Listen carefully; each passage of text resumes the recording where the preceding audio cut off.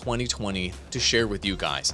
We've got the top games, how the platform has trended overall, the top streamers, top female streamers, all of the top esports events from this last year. We've got what the #1 most trending category is in streaming. If you ever wanted to know anything about live streaming at all, this is the episode for you guys to pay attention to. The meta has shifted from 2019 to 2020 and moving into 2021 for gaming streamers. I bet a lot of you guys out there are thinking with a 2017 to 2018 frame of mind, the gaming live streaming meta has completely shifted. You guys have to see these numbers. Watch all the way to the end. You have to see these numbers to understand where the industry is going if you want to have the best chances to grow as a gaming content creator. Let's pay the bills and get straight into facts. Let's go. This podcast is sponsored by Restream. Why live stream to one platform when you can simultaneously live stream to every platform to discover new audiences faster using Restream.io? Oh, numbers, boys. We love the numbers. Andrew Perrin, what are we looking at here? Give us a little bit of context on this report. Why should people care about these numbers at all?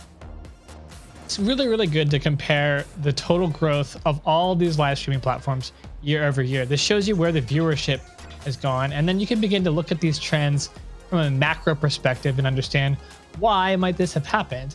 So you can see here the black line at the top. This is our 2020, and you can see this huge increase.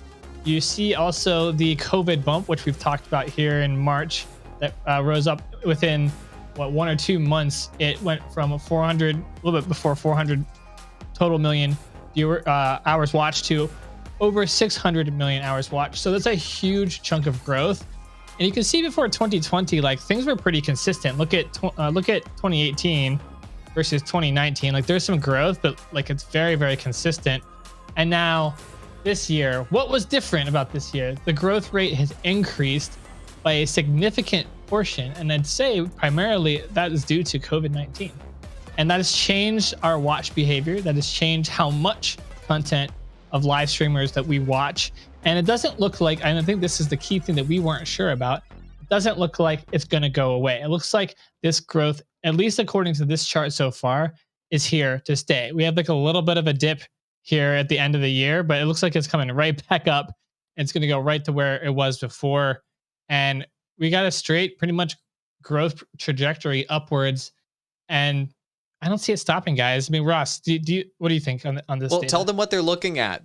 People don't understand what this chart means. So this data that we're looking at right now, for the first time ever, you're getting to see the combined numbers of Twitch plus YouTube gaming plus Facebook gaming and seeing the performance of the entire year across the entire gaming industry. This is the first time we got to see what happened at the end of the year. A lot of people thought the numbers, including us, may chunk down and the gaming industry would maybe go back to quote unquote normal. So you're for the first time ever, you get to see, for those of you that multi-stream or trying to choose a streaming platform to go live on, this is showing you that the entire industry is going up as a whole. And this is the first time any of us have ever been able to see all these numbers together at once. Ross, are you shocked that the entire industry is holding steady?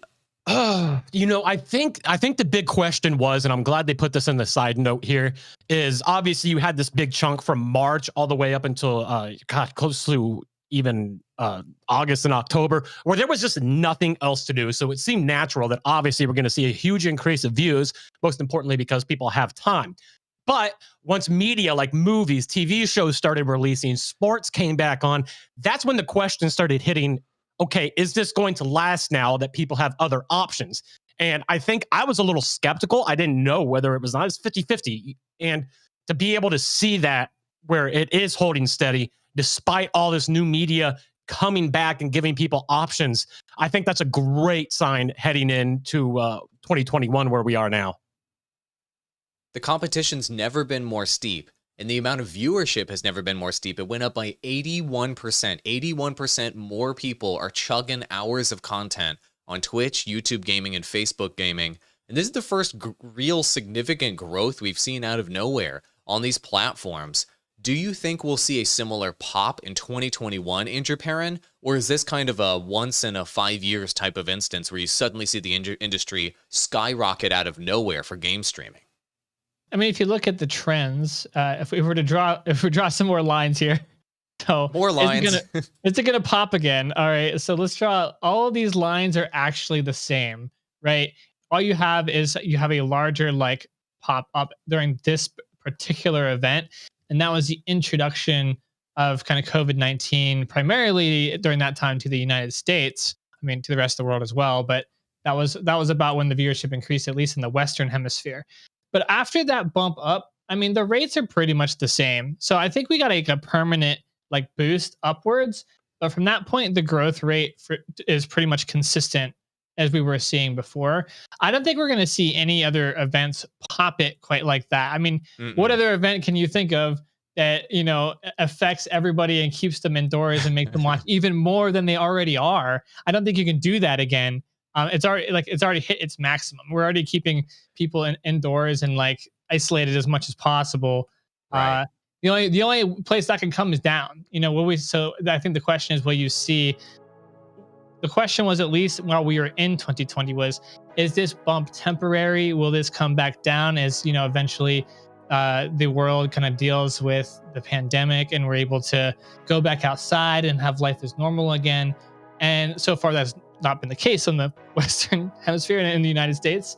So it's really hard to tell if that will come back down. But I think even if we do solve that, even within the next year, you won't see it come down, because I think you've now brought so many new viewers into live stream viewing that they have adopted this as part of their normal entertainment kind of routine. And I think they'll keep that now because it's enticed them, it's hooked them.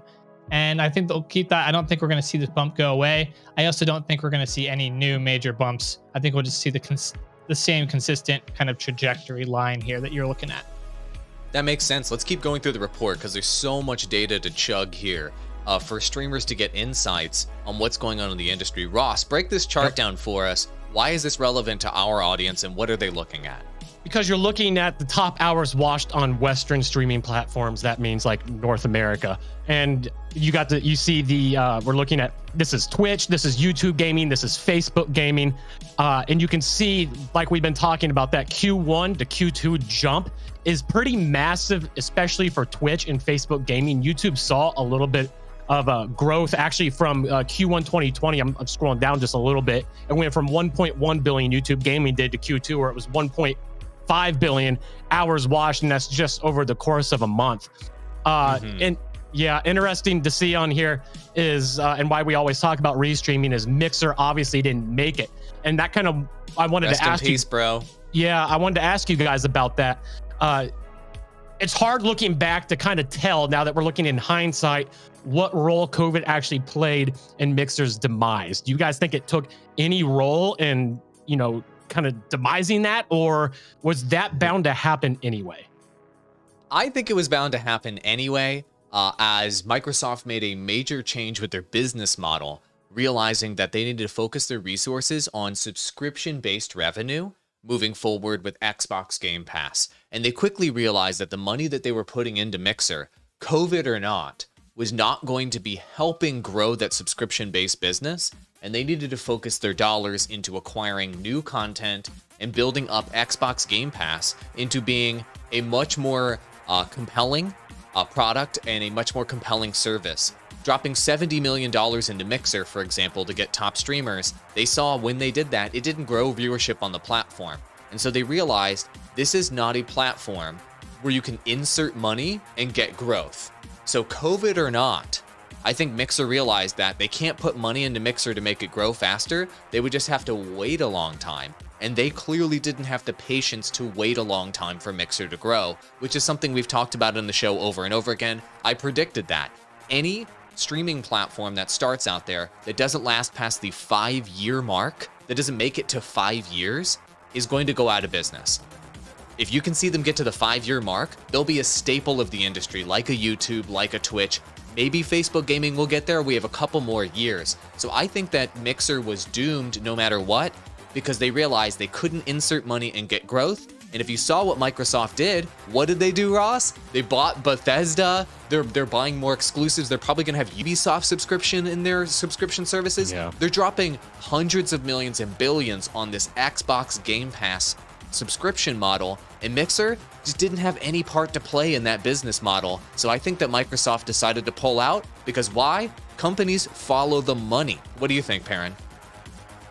Yeah, I mean, you just got to look what they were dealing with in their competition. So look at Twitch. Twitch in a single year has grown from 2.7 billion hours watched at Q4 2019 to 5.4 billion at the end here of 2020. That's a double pretty much in growth. So live streaming was growing. Mixer had a platform, and all the growth, like all the viewers were going to Twitch. They weren't getting any of it. And they even spent millions of dollars to get great talent and steal it from Twitch in the hopes that they could get some viewership from Twitch.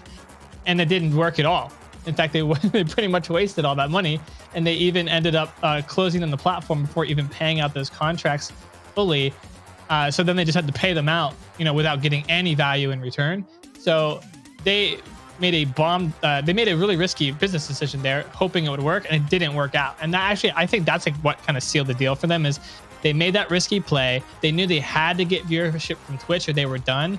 And they spent millions on top talent to do it, and it didn't work, and they knew they were done afterwards. And this tells a story. I mean, as live stream viewership grows, as the hours watched grows, Twitch gets the primary benefit of it. YouTube bumps up here a little bit, but like not nearly at the same rate. But we'll get into YouTube here in a second. And then you've got Facebook Gaming, which is now the number 3 competitor now that Mixer has been unseated, and it's even kind of a slower growth rate. If we were to draw a line, it's even at a less.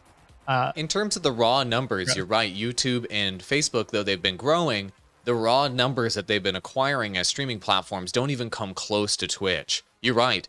Twitch is the primary beneficiary of the industry as a whole growing. That's absolutely true. Well, let's look at the next chart here. We're going to go through so much information. You guys have to watch all the way to the end because there's so much mind-blowing info. Ross, you alluded to this chart. I see a lot of red on the screen, and I see a whole lot of YouTube gaming accelerating in terms of growth with hours watched. YouTube streamers, pay attention to this one because holy moly, that is an exponential growth curve there, amigo. Break this down for us.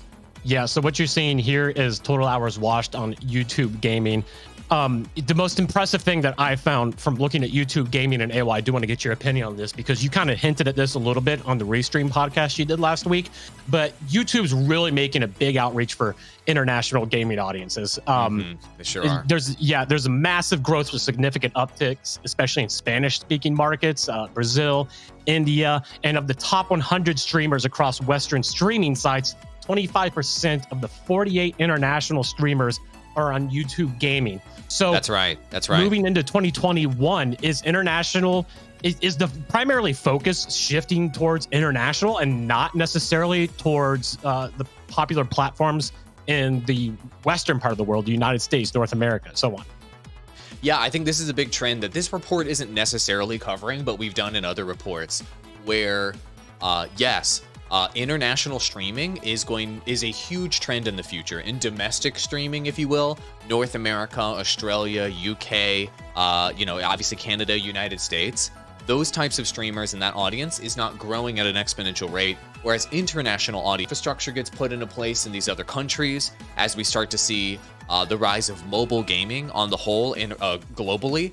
We're going to see more and more international streamers, aka non-English streamers, become the top streamers in the entire world. We just saw a non-English streamer on Twitch, I believe it was, break over 2 million concurrent viewers last week. 2 million.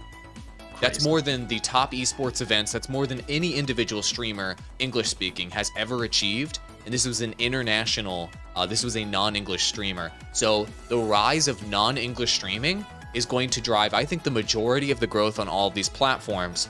And if we go back to our corporate backgrounds, our corpo backgrounds, we know that this is the way that content scales up. We grew the #1 gaming video network of all time on YouTube. And when we got started, the first sector that we grew was the English-speaking audience, right? However, when we went from there, how did we grow after that?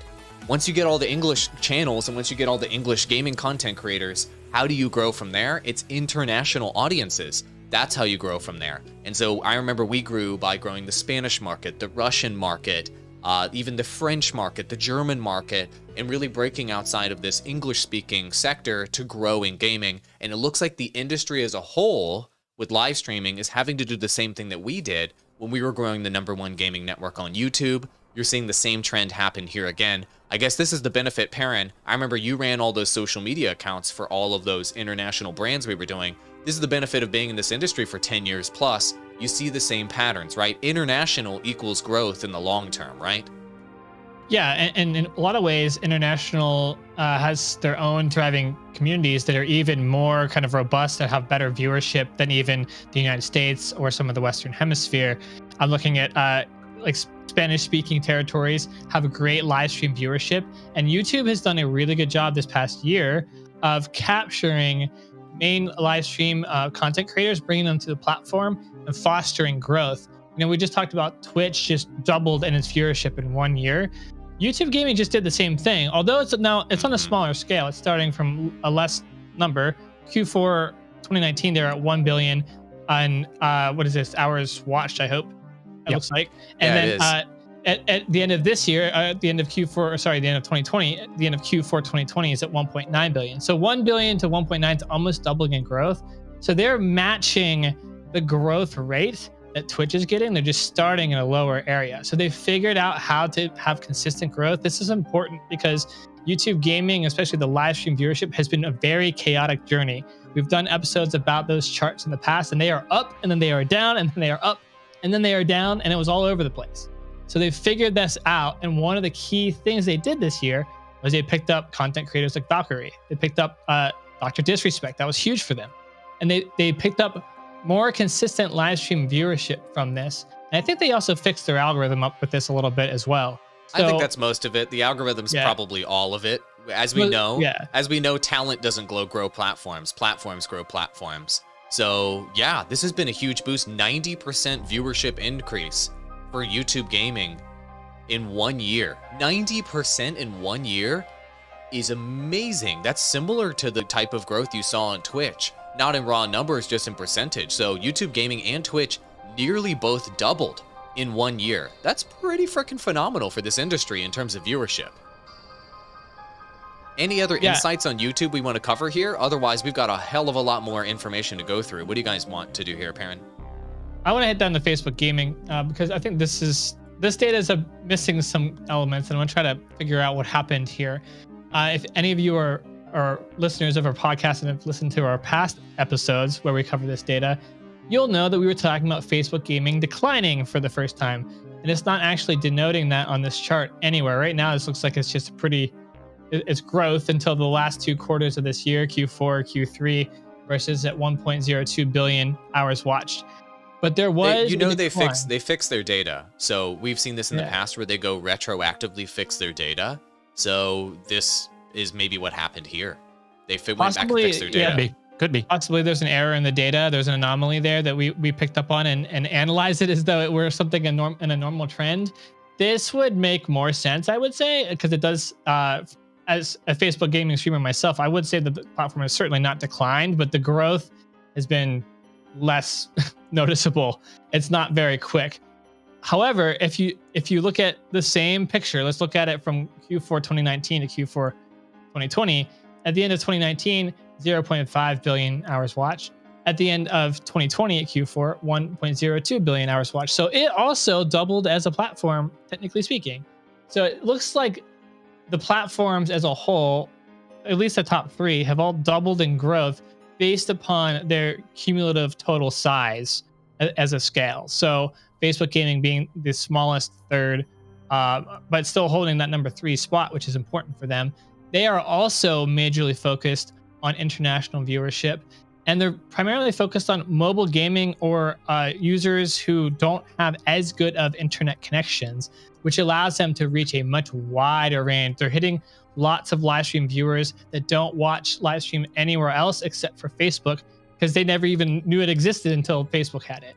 So they're hitting totally new audiences and bringing them into what gaming live streaming is all about, which will be important for them to then foster that growth over time. So I would say Facebook is the international mobile gaming platform, and this is what that growth looks like. And I think we get to it in time. We'll hit the mobile gaming growth at the end of the report.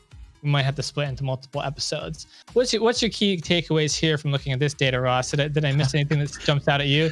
My key takeaway is that the Mixer and Facebook gaming partnership did absolutely nothing to help Facebook gaming whatsoever. Looking at that, because when did that go into place? That was in July, I believe. And that just goes to show you why you should be restreaming on all platforms. I think it's a little sad to see that. I think a lot of the people that were on Mixer actually kind of probably moved over to Twitch or YouTube. Facebook gaming was probably on the bottom of the list, but I think that goes to show you how unsuccessful Mixer actually was, or at least it was a good sign that points that way.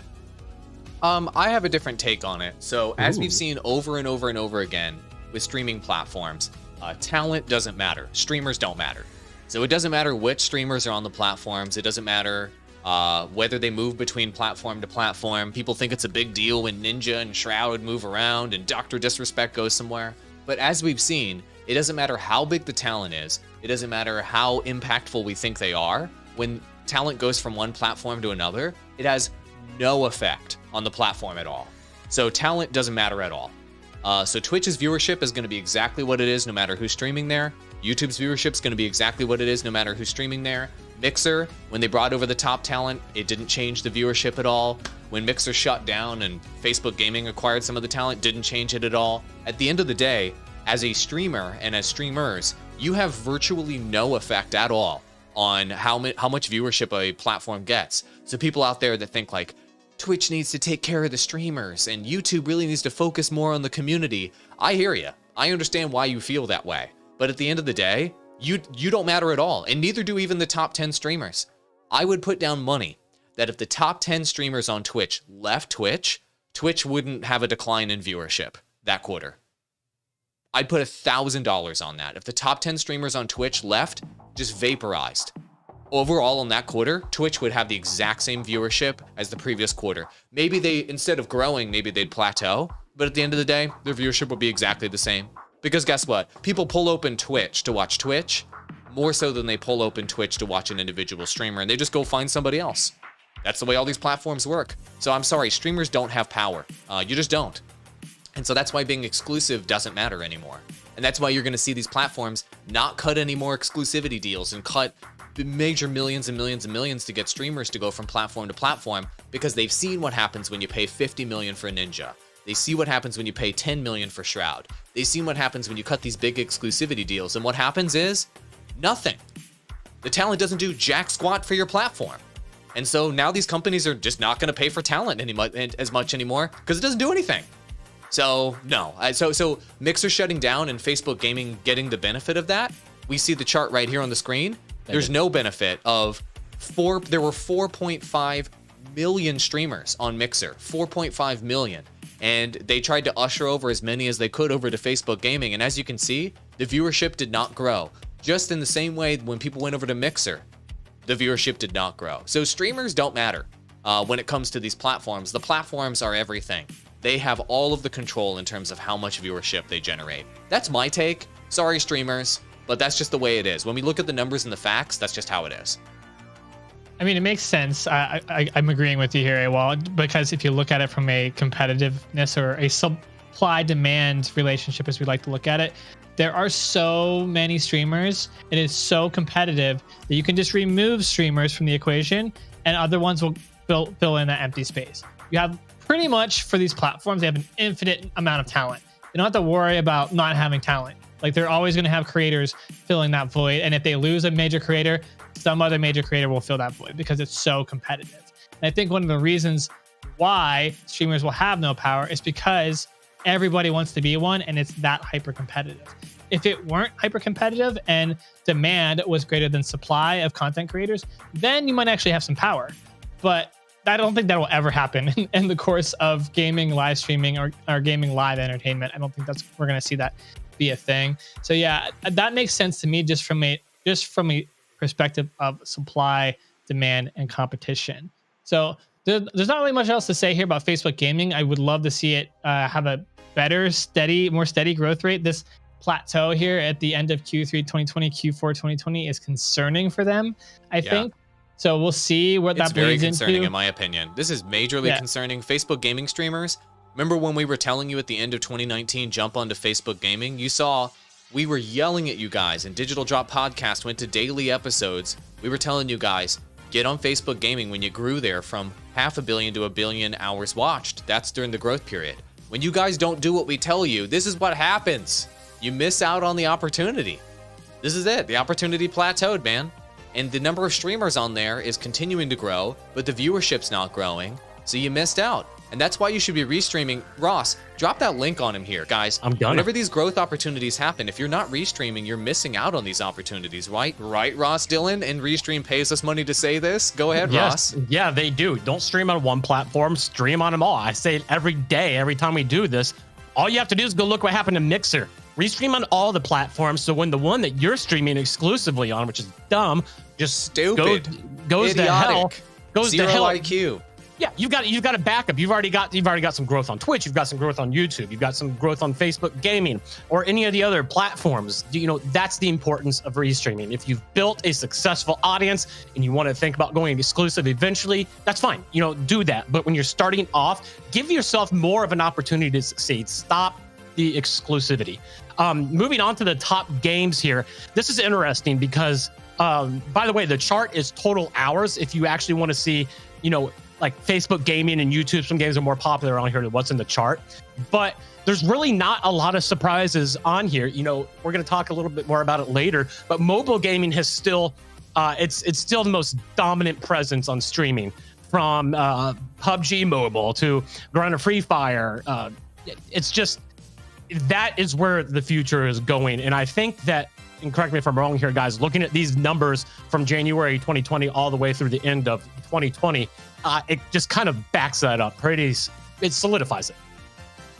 Yeah, it does. I mean, go ahead, Perrin. You're the full-time gaming streamer. Go ahead. I was just gonna say, it's mobile games are 2 of the top 5, right?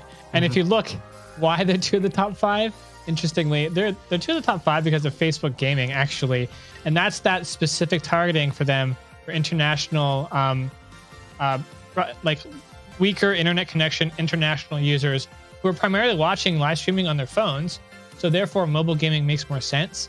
If Facebook has a growth opportunity and we're looking like, can we get out of that plateau? This is where it's going to happen. It's going to happen in these mobile games as they grow and continue to move up the chart. I guarantee you, for 2021, you're going to see even more mobile games on this chart, and you're going to see some of these move up even higher. So this is the trend. We know it's coming. I don't know if we'll get to it at the end of the episode. Like I said, in this report, the last section of this report has a specific mobile gaming section. But other than that, there's not much that's surprising here. League of Legends being number 1. Yep, it's hard to dethrone the champ.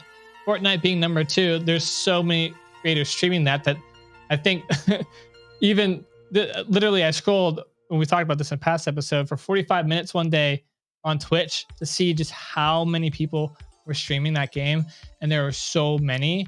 Fortnite, I think, though, will decrease in popularity within the next year, and we're going to see PUBG Mobile rise up there. But Awa, what were you going to say?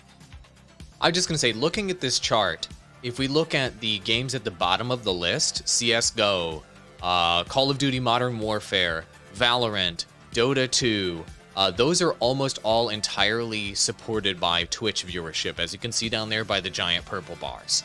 And so those games like that, if they can't diversify their audiences, if you will, into YouTube, into Facebook gaming moving forward, which those games will not be able to do that, then they are going to be left behind. Because the games of the future, as we've discussed over and over again, as the data shows, the games of the future are mobile games and international audience games. And those games are focused really, really heavily on existing streaming audiences. So games that can capture new audiences, new international audiences, are the ones that are going to rise up this list. So I think a lot of those games that you see on this list right now that have purple bars as the majority of their viewership and don't have enough red or enough blue in there as with them will fall off because purple bar equals domestic viewership equals English viewership. That is not the future of streaming. That's not where the industry is going. And as we're going to show you guys in a moment, there's going to be a chart we're going to show you where it talks about just chatting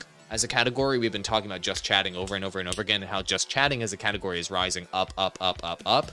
These kind of old school North American games that, US, Canada, UK, Australia, players like to play, you guys are going to become very niche, and you guys are going to fall further and further down the list as these international games rise. So that's what I'm seeing here. So I think next year, when we look at the top 10 games of the year list, you're going to see a lot less purple on these charts, and you're going to see a lot more blue and a lot more red. And what does that mean? What that's going to mean is that YouTube gaming and Facebook gaming are going to continue to have more of an influence over what the top streamed games are. And right now, this list omits just chatting as a category. I would like to, moving forward, for them to include just chatting in this chart, so we can compare how people just being on camera and talking to the camera compares to video games, because I think it's really important for streamers to understand how the industry's shifting, and people, you've said this before, Parent, how people are giving less and less care and less interest to watching somebody just play a video game. That's not interesting anymore. And so let's go ahead and move down. If you don't mind, can we skip to the part about just chatting? Because I think we could skip past all the streamers. It's kind of irrelevant, honestly. We maybe could do an episode on it later, but I really want to highlight how the growth of just chatting, this is something that you guys have to have as a key takeaway from Meta moving forward. Look at this chart. Ross, tell us about these numbers. What are they and what do they mean? Because this category, in terms of streaming, is exploding. Yeah, it really is. This is the COVID effect. However, I think it's obviously going to stick around. Just chatting, looking at this chart, reached 180% growth in hours watched last year. Now, I say that because I bring COVID as a reference because everybody's stuck inside.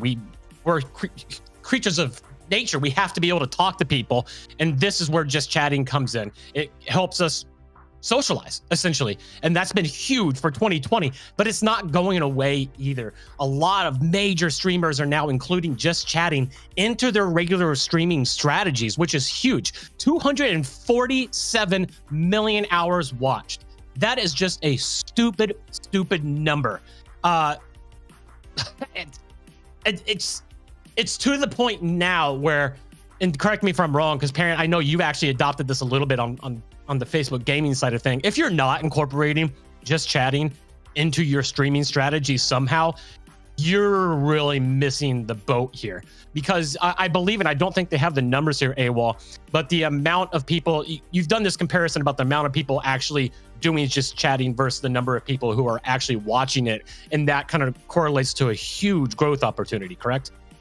Yeah, that's right. So the number of people, so the number of streamers doing just chatting is increasing. The number of people watching it just increased way faster, right? By 100, what is it, 200 and something percent? What was it you just said a minute ago? 180%. 180%. And so a lot of people are starting to catch on and realize that just chatting is a category you can do and actually grow. It's going to get saturated, and more competition is going to be in that space for just chatting moving forward. And so this has been a part of the strategy we've been suggesting to a lot of creators who are trying to do something different. You should be doing just chatting, especially if you're streaming on Twitch. You should be doing just chatting for a significant portion of your live streaming, and you can do gameplay on top of that. And I think this time next year, we're going to see just chatting break into being a top 10 game overall on the platform, probably one of the top 3. And so what does this indicate? It's the same thing that we've been talking about over and over again. What is more interesting and what has more variety? Somebody telling you a story, telling you about their life, talking about whatever it is that's going on in the world, giving you their take, or watching the same freaking video game over and over again and watching you play that same PvP game and queuing up and doing the same crap. Which one's going to be more interesting? And which one is going to allow you to show more unique value to audiences? And the answer is just chatting is. It's going to allow you to have unlimited creativity moving forward. And let's go ahead and have this be the last slide of the episode today because we're over a half hour. Just chatting allows people to have unlimited creativity to be unique in 2021 and beyond. And being unique is something that is mandatory to grow this year. Wouldn't you say, Perrin? Yeah, it's like, I was saying in previous episodes, watching someone play video games on the internet, it's not novel anymore. It's not new. It's not interesting. And most of the smart streamers that got this, right, as just chatting was coming into play, and as the COVID-19 pandemic was coming into play as well, they understood that they needed to do something new and different to separate themselves. And as we were all increasingly isolated, the human need for online interaction and socialization increased. There were a lot of really smart content creators out there who understood this and created specific events or just chatting, like certain content slates that they would come up with to just interact more with their viewers because their viewers needed it. And those creators that did leverage that grew a lot. And even though there's a lot of creators in just chatting, if you watch it on Twitch every day, you'll see almost somebody new growing in that space. Politics are growing really, really rapidly there. Talk shows are growing there. Even gaming game shows are growing there.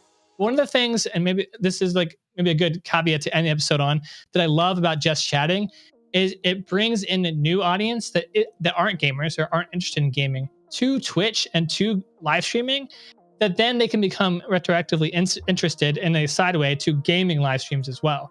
So just chatting growing is also really important for the growth of gaming live streaming too. And you're seeing this impact if you watch the non-gaming live streamers coming over to Twitch. Watch them. Eventually they will start playing games on Twitch too. And how much they enjoy that. And a lot of the viewers love that transition. They love that kind of transformation. And we're going to see a lot more of that on 2021. And I love to see it. It's what I've been hoping for. And it's how live stream viewership will continue to grow across the board.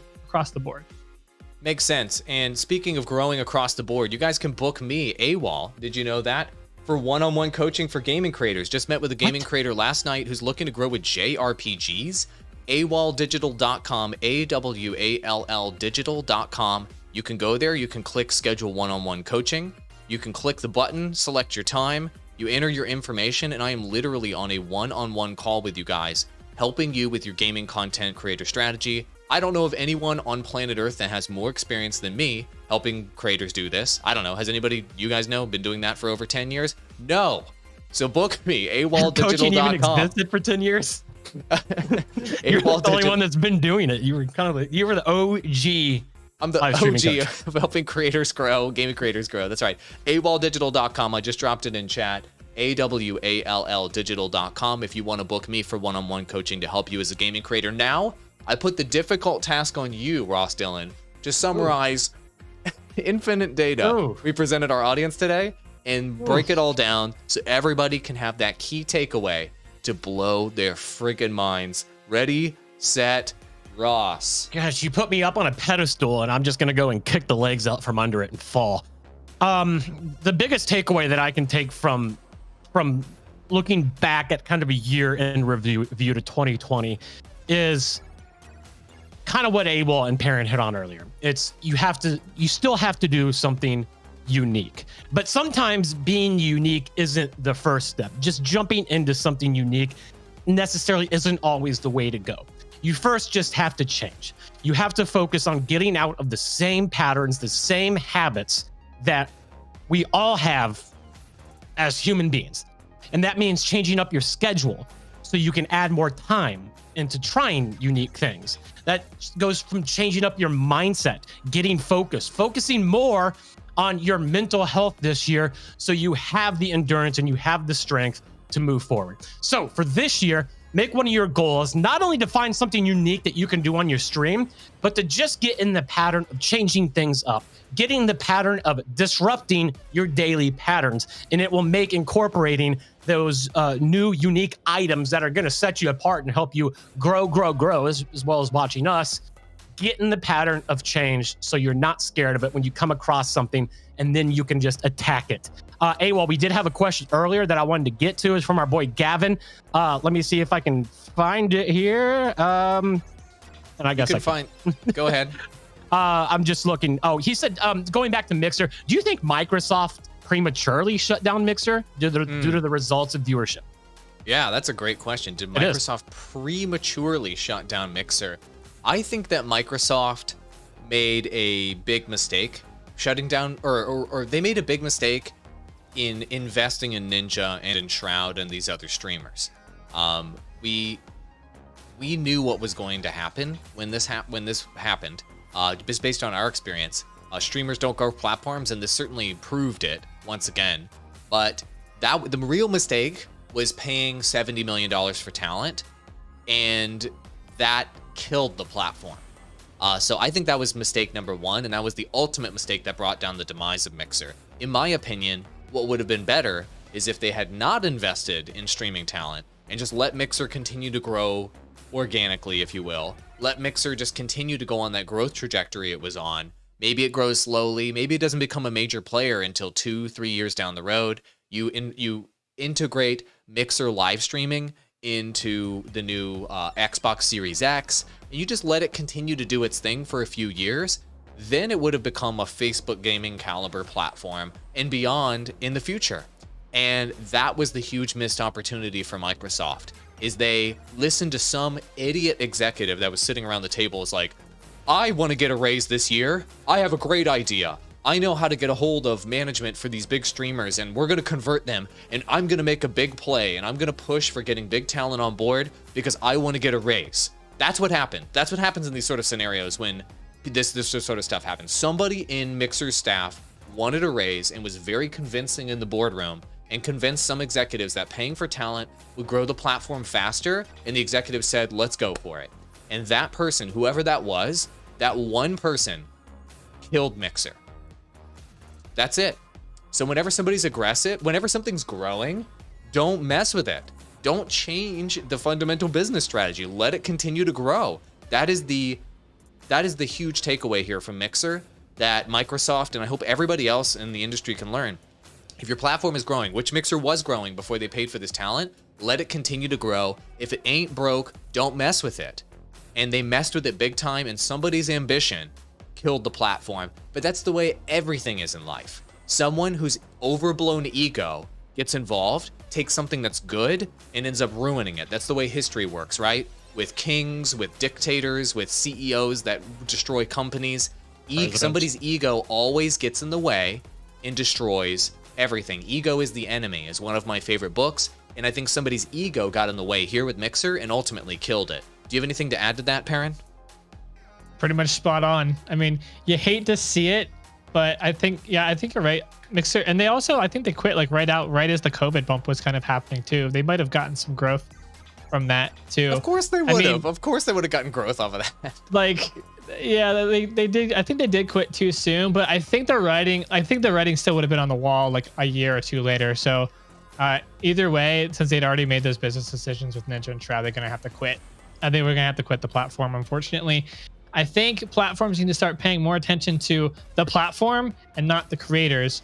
Maybe they should start looking at what Twitch is doing. You know, still no platform has done chat and emotes quite like Twitch has. Why? I don't know. It drives me crazy because it's clearly one of the reasons why it's successful, and no other platform seems to care about that. They don't adopt really good custom emotes created by the creators themselves, and Mixer did not do that. They'll fail. Facebook Gaming has not done that really that well yet, so we'll see. But if you don't copy what the top player is doing, you're not going to compete with the top player. So focus on your platform, Facebook Gaming, DLive, Trovo. Maybe you can actually compete. There you go. Ross, any closing thoughts on that in terms of Mixer? Nope, spot on. I can't wait to do a prediction episode about which platforms are going to die in 2021. Ooh, upcoming and future episodes of Digital Drop Podcast. Bye-bye.